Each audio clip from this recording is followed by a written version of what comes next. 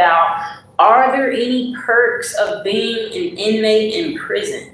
Okay, so this lady is saying her husband is an inmate and he will be in prison for the rest of his life, and she's still married to him. He doesn't have to worry about our bills. He doesn't have to worry about paying rent or keeping the lights on. His laundry is always done and he has no chores. Must be nice, right, prison dude? He also doesn't have to deal with needy kids or nagging wives. Upset, and he doesn't want to deal with it. He's very simply will either hang up if he doesn't want to deal with, I guess, her combo, she's saying. I guess good for him, right? Or he won't call her.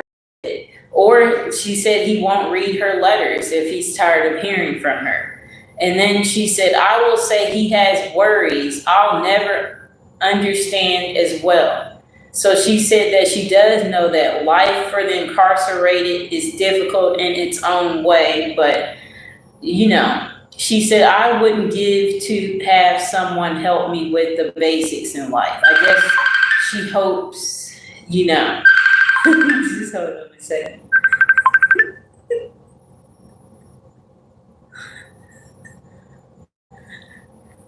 Hello. Nothing, just at the library.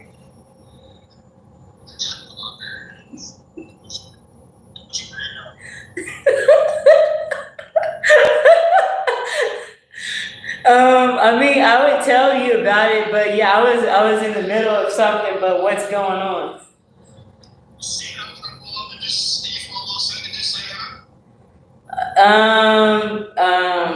Yeah, I can another day, then that's what I was calling you about earlier.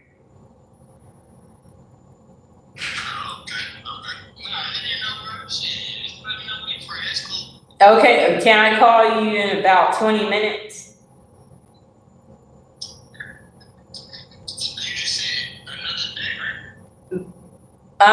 Yeah, but we're coordinating. So I was like, but yeah, can I call you in 20?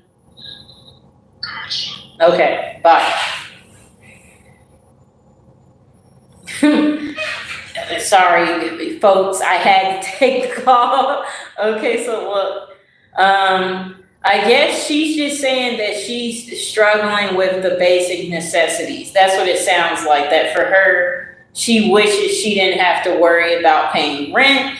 Okay, so this person in prison said their mail gets open for them. They like that their mail is open. They said they like that their meals are prepared for them on time every day. And then this person's claiming they like that their laundry gets done for them. They said they never have to shop for anything. They said, I don't have to do the dishes. That's what they said. I never get stuck in rush hour. Interesting, right? They said telemarketers don't call. Wow. Okay. So you could block a telemarketer in real life, and you don't have to get stuck in rush hour. People who are not in prison, you just leave at a different time. Bill collectors don't call. Okay, so they keep talking about telemarketing. It's like, who cares? I don't have bill collectors calling me. I get new underwear once a year. I can get new underwear anytime I want, prisoner. They said, I'm always dressed in the latest local fashions. No, you're not. Not if you're in prison. They said, this woman said, women can't, this is a guy. He said, women can't booty call him. Someone else mows the grass and maintains the yard. Some prisons, the prisoners are maintaining that. So don't believe everything this person is saying. I think they should, I don't understand why they're saying what they're saying. Okay, so this person is like, they're not going to glorify prison, and they said prison sucks. In other words, the bad things about prison outweigh any good there may be. I like their honesty. Yeah. And this person said, before going to prison, I thought that everyone there deserved to be there. And for the most part, that's true, but they said they learned that that's not always the case. And they said that being in prison brought them into contact with all kinds of people. Wow, wow, wow. Okay. So while being an inmate in prison is generally a difficult experience, they said there can be certain perceived perks or benefits that some inmates may experience, depending on the facility and its programs. There's a few potential advantages, okay? So they're trying to say they have good health care services. So they said typically inmates have access to health care services, which can include mental health support, dental care, regular checkups, often at no cost to them. Okay, so that's good stuff to know, right? That's gotta be good, but I doubt that they care, too much because you are a prisoner. Okay, so they have access to education and other type of vocational training. So they said many prisons offer educational programs, including GED preparation and vocational training, which can provide inmates with skills that may help them reintegrate into society after they are released, okay? So they said they have recreational activities. Many facilities offer recreational opportunities such as exercise programs, arts and crafts, sports, which can help inmates maintain physical health and well-being. Okay, so they said social interactions is a good thing about prison. They said inmates often have the chance to build relationships with fellow inmates, which can provide a support network, even if it's within a challenging environment. I don't think this sounds like it's all that great. Then they're talking about they have daily routines in prison. They're trying to say that that's good, especially for people who don't have, things that are regular in their life. So this person claims you get family visits, but if you're at places like Black Dolphin, no family members are going to be visiting you. So certain prisons, though, have visitation programs that's going to allow inmates to maintain connections with their families and friends, and that can be important for emotional support. So then they said work opportunities. So some prisons have work programs that's going to allow inmates to earn a small wage that will gain work experience and develop skills that might be useful. Okay, so then they said time for reflection. So they said incarceration can provide individuals with an opportunity to reflect on their past choices, okay, which can lead to rehabilitation and personal growth. So they said perks do not outweigh the significant challenges and hardships of being incarcerated. And experiences can vary widely between different facilities and individuals. Okay, so let's see what this person says. Okay, we're going to skim through and get some of what they're saying. So if there's perks, the cost of those perks outweigh their benefits. That's what they want you to know again. They said, I was able to, for instance, take college classes in prison. And then they said that I might be odd, but I didn't find it as challenging to me as it was when I went to college years ago. It felt dumbed down. That's what they said. Okay, so they're talking about that maybe they wouldn't have been able to afford it if they hadn't been in prison. So this person said, you could always count on 3 hot and nutritious meals served to you in prison. They said you could count on a cell shared with, hopefully, another guy you got along with. You could exchange bed linens once per week or do it yourself and your own expenses at the unit laundry room. Okay. They said they never have to go grocery shopping. Okay, I'm just skimming through to see what is so good. Okay. I think some of these people should just get to their point. They said that the point of being in prison, unfortunately, Any perks that you might be afforded on the outside are taken away. So no. So this person's saying that no, it is not great being in prison. And this person said the only perks you get is a cell. Your own one, if you're lucky, a bed, a toilet, a TV, and a chair and desk. The TV sounds nice. The desk sounds nice. So I guess you can write and I guess you can sleep. So this person said, I wouldn't personally call them perks, but they do make life more bearable. Plus, the screws control you by removing those privileges, like taking away your TV if you're misbehaving. So really, the whole point of being in jail/prison is to remove any perks.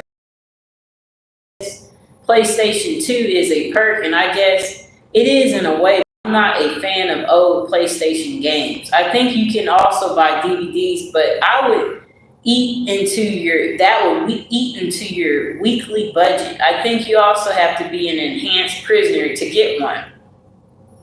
That might be considered a perk if you're enhanced for good behavior and you get yourself a crappy PlayStation 2.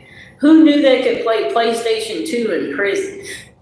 That's kind of nice, a little game to get away from reality.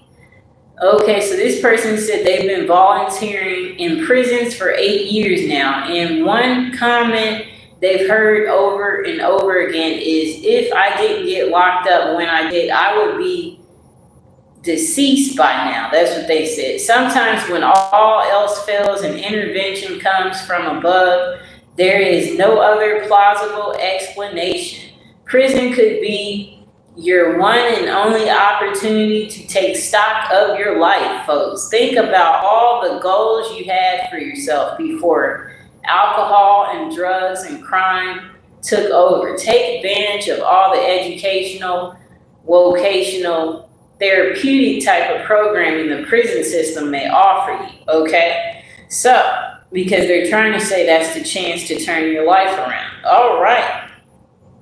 So, this other person said there are many kinds of people in the world, and prison is perceived different by different people. And they said, I had good times inside. A lot of us did. And some guys hated it. The difference is whether you're ready to square up and be a soldier or whether you're going to sit there like a mama's boy and cry on the floor.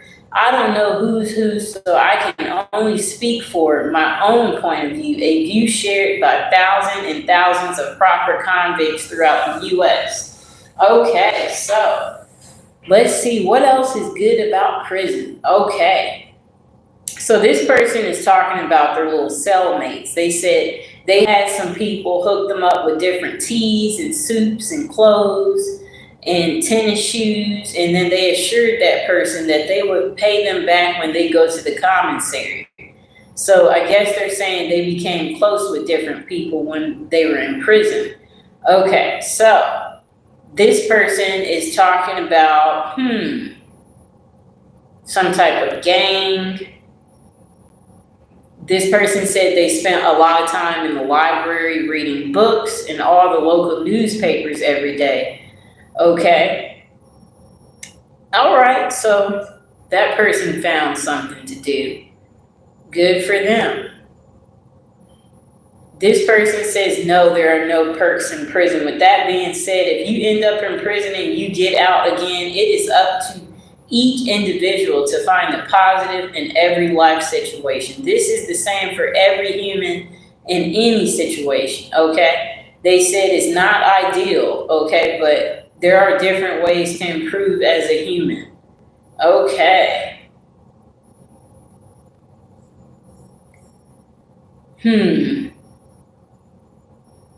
Okay, so one of the benefits if you do enough time is that you will not do anything stupid enough again to get yourself sent back to prison. Let's hope. If you didn't do much time the first time or two, you'll probably try something else and go back to prison. I used to see those guys coming in and out again and again, and there are benefits to going to prison for a good jolt, but I guess it really just depends on the person. I know some people who did just a little time and learned their lesson, but then there's those others who keep returning back to prison again and again. All right. Okay, so there's some famous inmate, Nicholas Cruz. They said he was transferred from the penthouse to the poorhouse. He went from a private section of the county jail with one guard, visitors, TVs, cameras, fan mail, and a long list of visitors to a single cell in which he stays 23 hours a day, no visitors, no commissary, a shower twice a week, and he gets put in a gorilla cage for his exercise period, they said. Okay, so they said this guy's on suicide watch and is isolated from other prisoners. His belongings are minimal at best. They said the doctors have him on meds and he has nobody to talk to. He can get his 3 meals a day though, but as for anything else, he has to request it. Okay, they said his phone calls are far and few. They say he's been strip clean and he will be a long time before he can taste a candy bar. I guess they're just trying to say that he's going to be in prison for a very long time. And then they said he has to hope and pray that his brother or someone sends him a care package. Every 6 months, he will get 2 sheets of paper, 2 stamped envelopes, and a small bottle of shampoo and prison soap, and a roll of toilet paper. He might get a college student doing a thesis paper as a visitor. The key thing to remember is Cruz will never know his last day on earth. Okay, and all right, let's see. They're still talking about, has your life improved as a result of being an inmate? Have you received any special treatment or perks after your time in prison? This person said, I wouldn't say that I have received any special treatment or perks as a result of having been in prison. However, I was surprised by my treatment. See, I thought that having been in prison, I would be looked down on. That has happened, but only a couple instances. And then one, they later apologized after I got to be known in the small town that I'm living in. But most people treat me like they do everyone else. Now, my hometown was a little different. I went back there and I had been out about 9 months and they welcomed me back, and almost think if they knew I was coming in advance, there would have been a party. Okay. Okay, so this person is claiming that while they're in prison, they don't worry about food, dental work, bills, and they basically do everything and get everything for free. They said their medications is free. Their food is cooked for them. Yeah, so church service they talk about. So that's the part they like, the church. No rent, laundry done for you. They said they was able to detox from the substance they were using. Okay, so there might be some perks for some people, as you can see. That's good. I'm glad these people are finding that, they can make lemonade out of lemons, okay? That is a good approach, you guys. Let's see what else. Depends on the benefits you learn. Okay, let's see. Skimming through.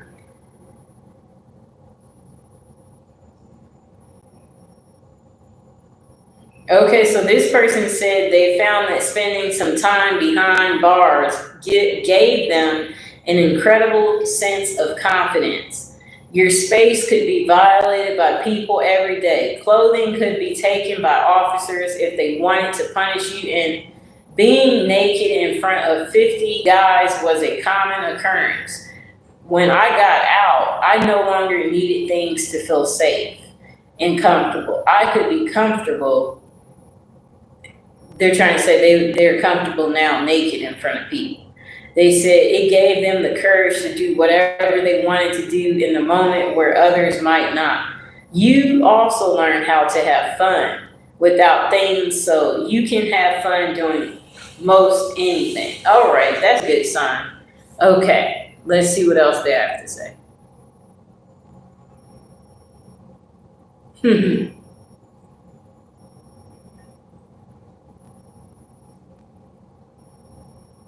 I guess this person's saying in their prison they would get a small little check every month to cover little different expenses.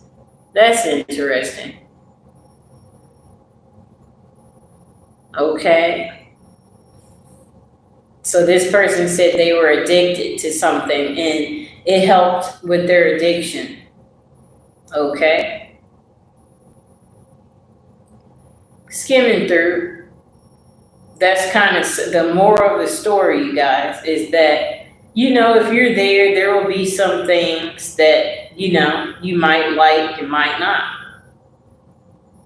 Okay, so this person said, let's see, you can literally not feel the sun on your face or get fresh air for years. Many of the inmates in jail have never been to prison, therefore are not accustomed to following social norms that make life more manageable in such environments. Many jails are county jails and are staffed not by correctional officers, but sheriff deputies who just graduated from the academy, and they are bad, and will more likely be abusive. In my county jail, we were locked down in our cell 23 hours a day, and oftentimes we were not allowed out at all to take showers, make calls, or walk laps in the pod. Food is worse, and so is medical and psych and dental. I'd rather do an extra year in prison than to spend time in jail. Okay. I guess he's just trying to say that prison is a little better than regular jails.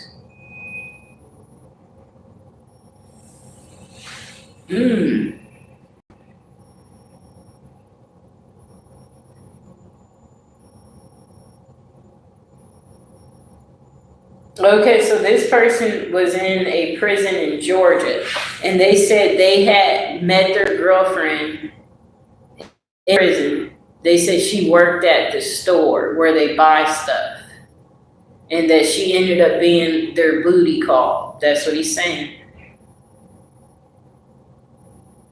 All right.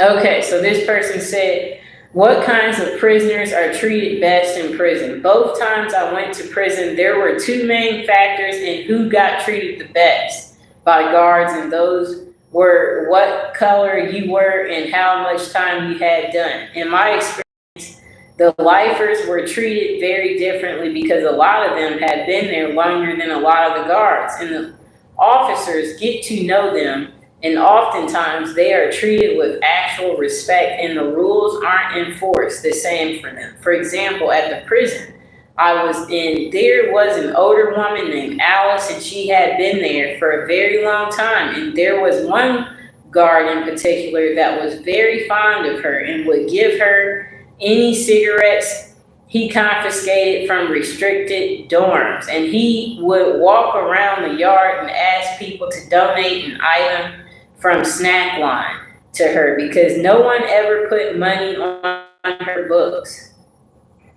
He went out of his way to check up on her and also let her get away with saying things that some of us would have been written up for. The way I saw it was that if the long timers get a few extra privileges, they kind of deserve them. That was their home. I was just passing though. Okay.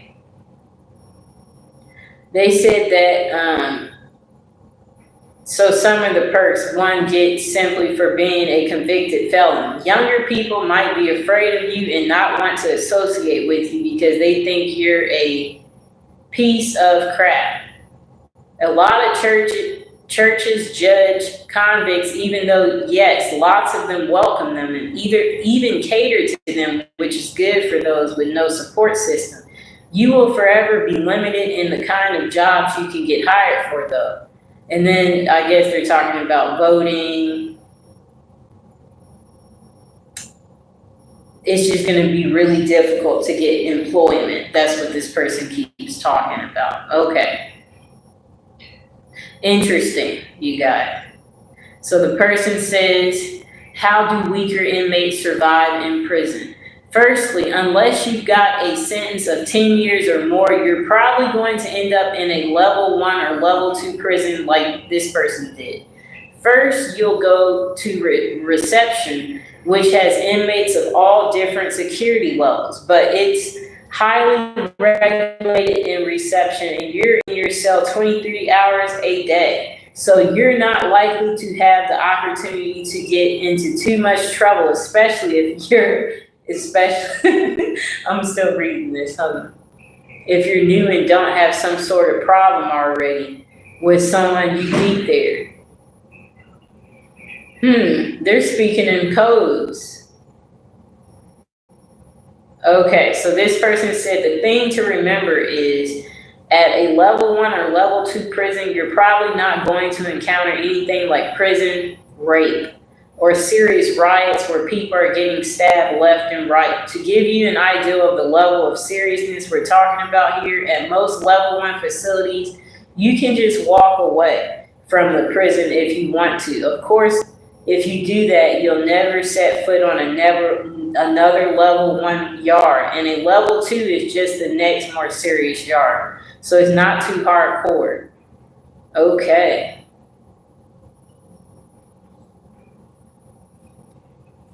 Okay, so this person is just reminding you that people do get beat up or occasionally stabbed in prison. Usually this is for one of a couple of reasons. An argument over a punk.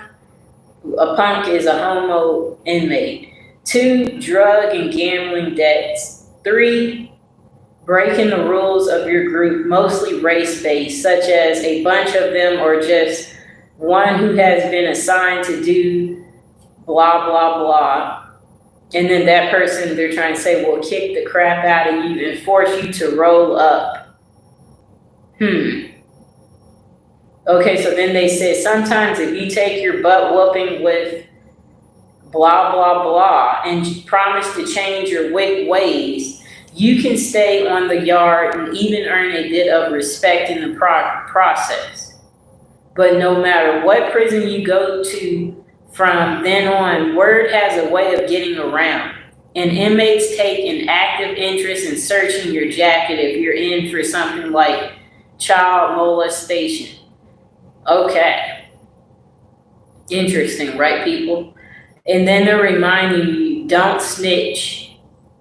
You can have a certain amount of association with other races, but you shouldn't get into debt to a member of another race or go to them for help for any kind before asking your own race. The rules, okay, so look, this is the rules of prison. The rules vary among different groups. For white, non-gang affiliated inmates, they're basically, don't snitch. You can have a certain amount of association with other races, but you shouldn't get into debt with a member of another race. Go to them for help of any kind before asking your own race, okay? They said side with a member of another race against a member of your own race. I guess they're trying to say that's grounds for getting your butt whooped. And they're just like, don't offer your opinion. Because they're saying if you side like that, your race is going to want to have nothing to do with you. That's what they're trying to say. Yes, so don't offer your opinion. So if the member of the race is black, then there is also don't eat after them, which means accept any sort of non-sealed food item from them. Don't smoke after them. You can give a black the second half of your smoke, but you can't take the second half rule. Interesting. That is pick up cigarette butts from the ground because you don't know what race has smoked them. Wow. Don't play cards or board games with them unless it's some sort of tournament that involves everybody and has agreed upon the spokespeople for various races. Okay. Interesting, right? And okay. Sorry, we're about 10 minutes. Yeah, all right. sounds a little crazy. It's just the stuff they're saying is very Okay, so the last thing we'll say, we'll finish this paragraph. Okay.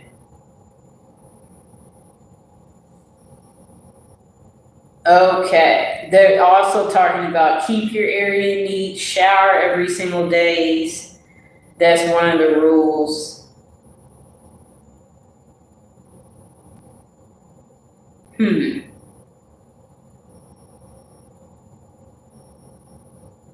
I'm skimming through that part. That part was kind of interesting, right? But we'll just wrap it up here. I hope you guys enjoyed the video. Please like, share, and subscribe.